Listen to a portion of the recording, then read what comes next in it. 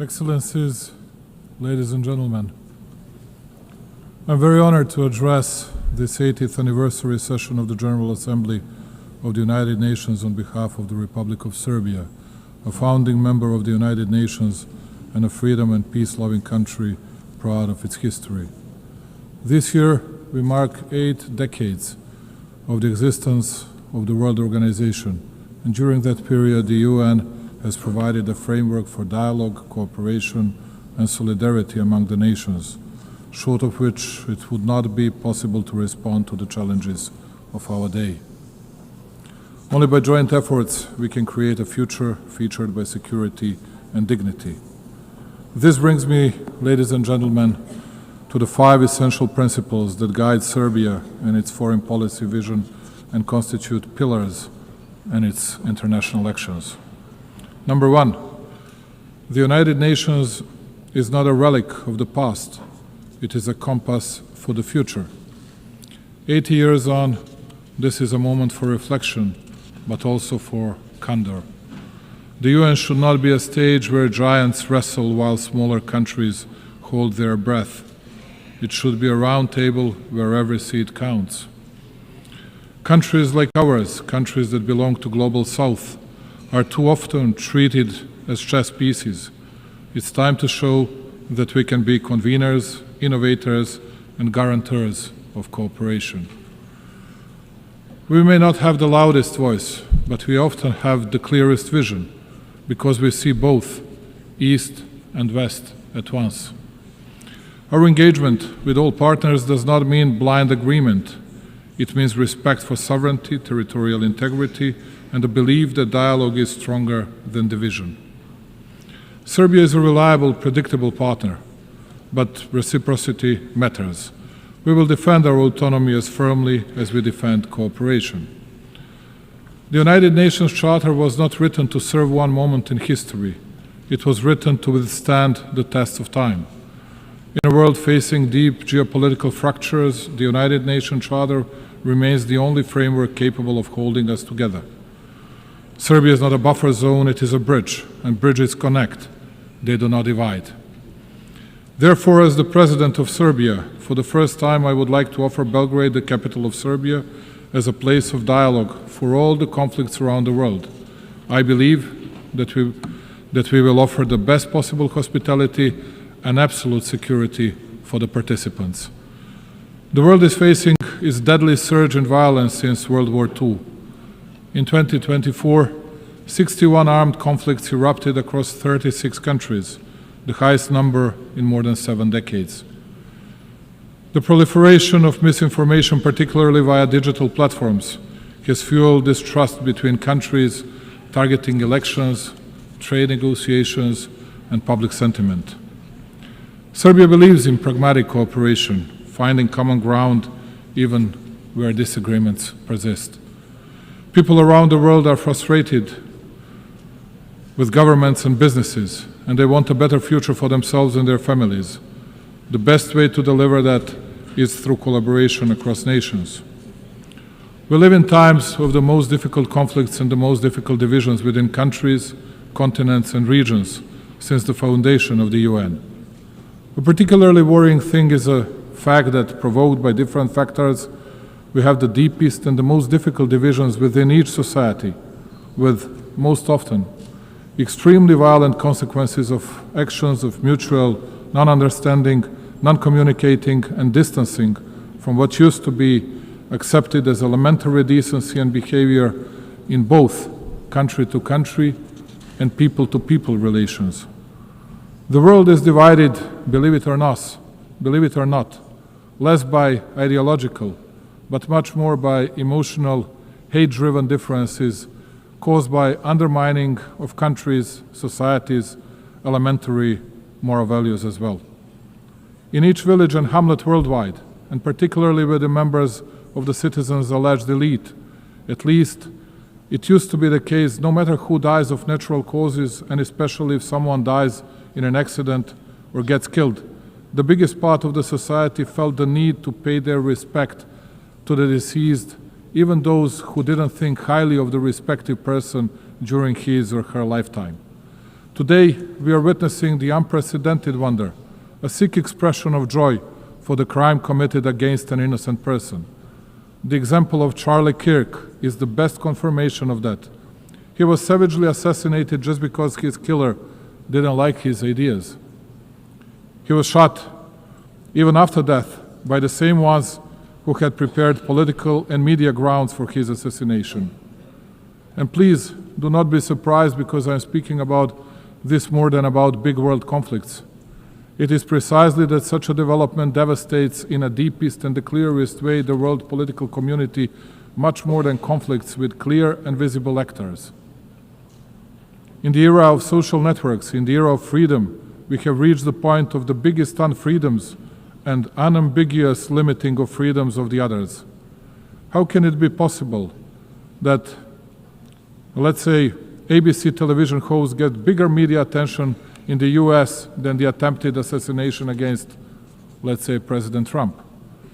Who are these shadow rulers who impact the key political movements and who want to run the world and each country individually, and almost as a rule without the people's will and legitimacy?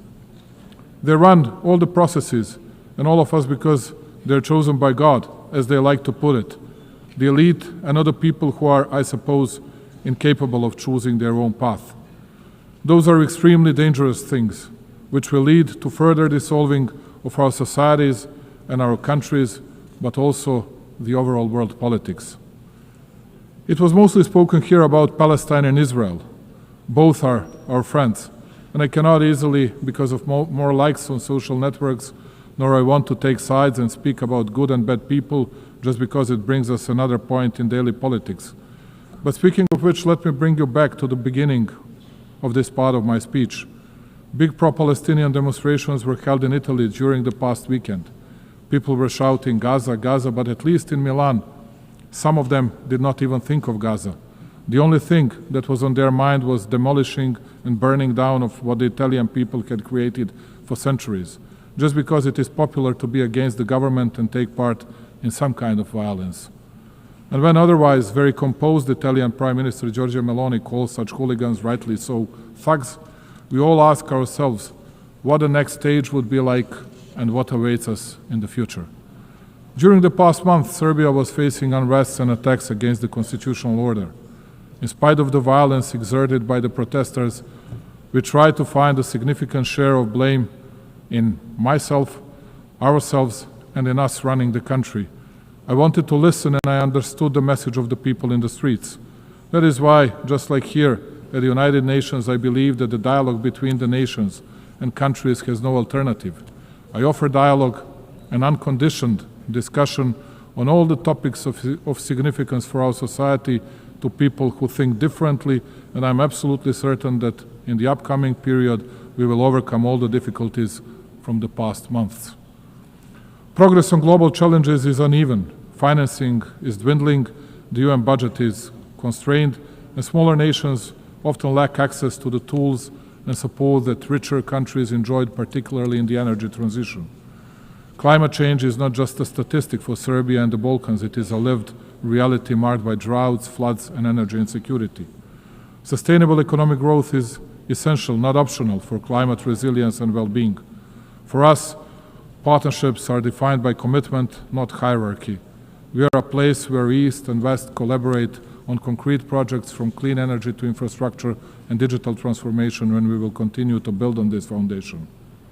At a time when the UN seeks to inspire trust globally, these practical, results-driven partnerships strengthen confidence at home and abroad. Distinguished colleagues, alongside many other member states, especially those who do not belong among great powers, Serbia is adamant in pointing to the importance of and respect for the fundamental principles and rules of the Charter of the United Nations. Perhaps it is only too proper to repeat today what we committed to 8 decades ago. The principles and rules of the Charter are valid equally for all states, large or small, for all political powers or levels of development. With a feeling of deep pride, my country continues to commit to a consistent implementation of international norms, notwithstanding the fact that it too is facing a lack of fairness and double standards. In words and deeds, and on a number of occasions, Serbia has recommitted to respecting the sovereignty and territorial integrity of all UN member states, the fundamental principles of the Charter. In doing so, my country expects all the states to respect its sovereignty and territorial integrity, which I have the pleasure to note most of them do, and to which I owe my profound gratitude. After all, as I said on many previous occasions, the respect of the Charter of the UN is not a matter of choice. Rather than that, it is a universal and binding obligation of us all. Number two, territorial integrity is not a principle measured by power. It is the measure that restrains power. If the principle of territorial integrity is applied selectively, it ceases to apply at all. Its violation in one place becomes justification for conflict everywhere. Undermining it does not create exceptions. Rather, like in the case of Serbia, it creates precedents, dangerous ones. Serbia is well aware of the price paid in this regard of international law and multilateralism. 26 years ago, my country fell prey to a brutal aggression by NATO. It opened a Pandora box of sorts, whereby the very postulates of international law were unscrupulously undermined and the principle of territorial integrity brought into question. The consequences of such actions of those who consider themselves untouchable at the time are felt today as well. Even though small in respect of global powers, Serbia is not deterred from commitment to the principles of international law. We firmly believe that they should be respected in every situation, without exception and selectivity. As a persistent drop can shape stones over time, so does our perseverance in defending universal norms help assert their durability. Serbia will continue advocating those principles, as the observance of the respective is the only reliable way to peace and stability. This rostrum and this occasion are the best opportunity to reiterate that my country will never forget its history, its people, its sanctities. Kosovo and Metohija is an inseparable part of Serbia, the main pillar of its identity, culture, and spiritual heritage. For us Serbs, it is not only a piece of land, it is the cradle of our spirituality and our existence on that land over centuries. Our concern is not only moral and historical, it is humane too. It is with a heavy heart that I advise of the dramatic circumstances in which the Serbs of Kosovo live today. Day in, day out, they are denied basic human rights, the right to life, freedom of movement, the right to education and health protection, access to workplace and property. They live in isolation, basic foods and medicines are in short supply, while children grow up in a fear and uncertainty. Their situation is not only local by nature, it touches upon the conscience of the entire international community and is a test of its readiness to fend for the innocent and helpless. We witness ethnic violence suffered by the Serbs almost every day. It is frightening in size and scope. The Serbs are physically attacked, intimidated, arrested unlawfully, their property is confiscated, and their rights to language, education, and cultural expression limited. The Serbs are often discriminated against, too. The practice sets the stage to make life in Serbian communities more difficult, as they are denied basic services, taxed exorbitantly, and erected hurdles and obstacles too.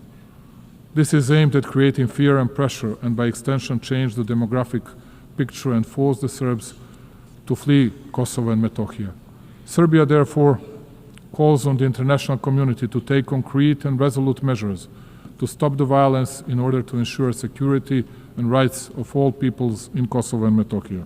Compassion is not good enough. We need deeds and protection mechanisms.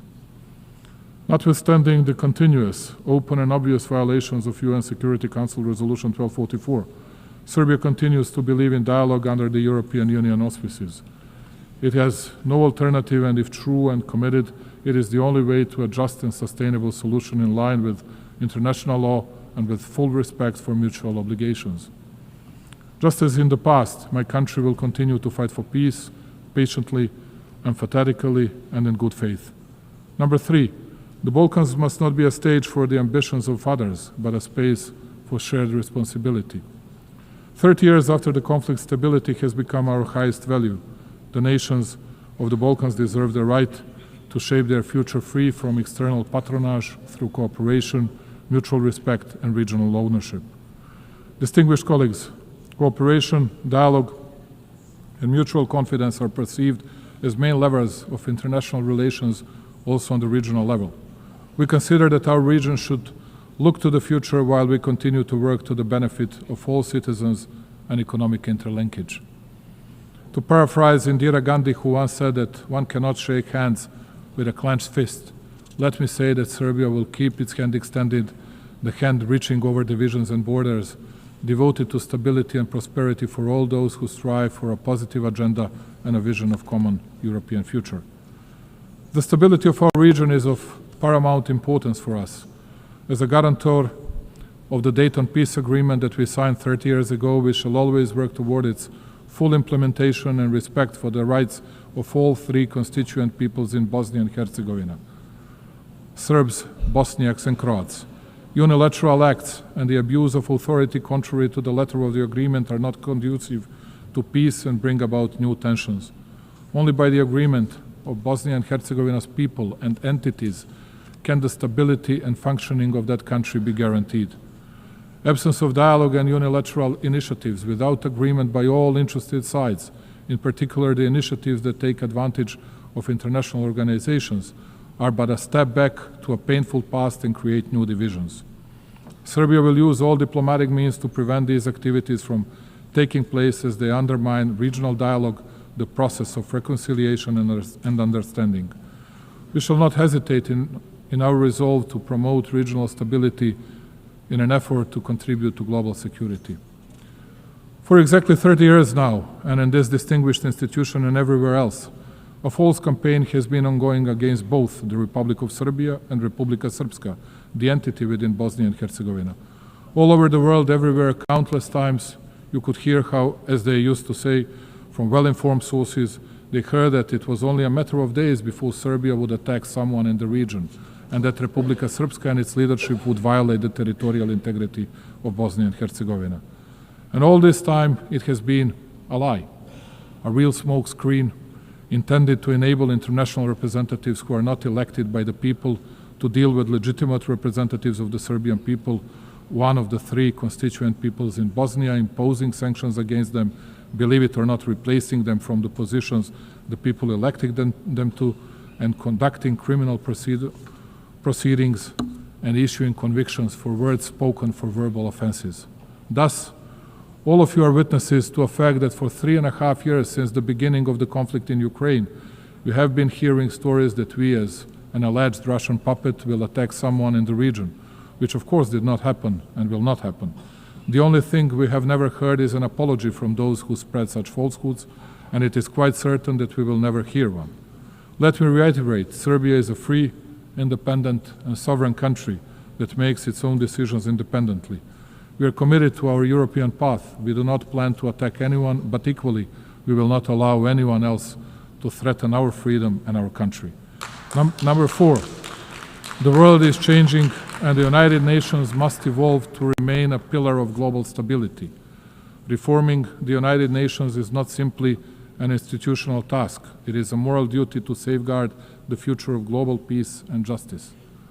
We are well aware of the need to reform the UN and revitalize its system in order to increase its credibility and shore up multilateralism so as to make our organization more effective, just and close to the needs of its member states. Also, the ESC should become more effective in and better adapted to the pursuit of its primary goal of safeguarding international peace in order to reflect more accurately the reality of the present-day world. Africa in particular, the youngest continent, which comprises 54 states, must be better represented. Many countries rely on the UN for technical expertise, development funding, and guidance to achieve the Sustainable Development Goals. Cuts to funding or reduced access to UN programs risk widening the gap between wealthy and developing nations. As the UN looks for ways to reduce costs, we are happy to offer to host any of UN bodies, institutions, agencies in Serbia with the best possibility to continue being a bridge between developed and developing regions. Serbia is situated at the crossroads of Europe, easily accessible to both East and West. And speaking about cost effectiveness, we are able to offer lower operational costs compared to Geneva, New York, or other big hubs. Belgrade offers modern facilities, reliable connectivity, and proven capacity to host large international events, for example, Expo 2027. Hosting an agency in Belgrade strengthens the UN's presence in Southeastern Europe, a region with transitional and developmental experience relevant to global priorities. This would expand the UN's geographic footprint, ensuring agencies are more representative and globally distributed. And number 5, Serbia will remain independent and will overcome internal challenges through the strength of its statehood, tradition, focusing steadfastly on building a prosperous future. True sovereignty today is not insulation. It is the dignity to choose, to say yes on our own terms, and to use that choice for cooperation. Serbia's independence is not a privilege granted. It is a sovereign right exercised, and its sovereignty is not situational, it is foundational. Notwithstanding numerous global challenges, Serbia has remained on a steady course. Its macroeconomic situation is stable and its economy continues to grow, which only shows how commitment to reforms and responsible economic policies lead to great results. Investments in infrastructure, energy transition, and digitalization bear out my country's commitment to sustainable development and the 2030 Agenda goals. Let me take a moment, ladies and gentlemen, to inform you that in 2027, Serbia will host the specialized exhibition Expo 2027 with a motto, Play for Humanity, Sport and Music for All. This event will provide an opportunity for my country to show to the world the strength of our culture, sport and creativity as a universal language that transcends differences. This will be a moment in which, along with its partners, Serbia will build bridges of friendship and togetherness, promote understanding, and open new horizons of cooperation. Serbia's way is the way of development, progress, and prosperity, and it is fully committed to becoming a full-fledged member of the European Union. This commitment, though, makes us no less devoted to promoting and deepening cooperation with countries from other parts of the world, maintaining and cherishing all along our traditional friendships and relations of trust in the East. Strengthening overall bilateral relations with key actors of the international community and with our European partners tops our agenda. Also, Serbia has raised in the past several years the level of cooperation with numerous countries in Africa, Asia, and Latin America, and played in that way a respectable role on the global stage. I trust and believe that we can count on mutual respect and the traditional bonds of friendship with these countries in our future relations. Ladies and gentlemen, closing it and looking to the future and committed to dialogue and understanding, we in Serbia believe that peace is the highest value and the most solid foundation of development. We shall continue to invest our energies, knowledge, and will in building a world more just, secure, and worthy of the coming generations. I thank you very much.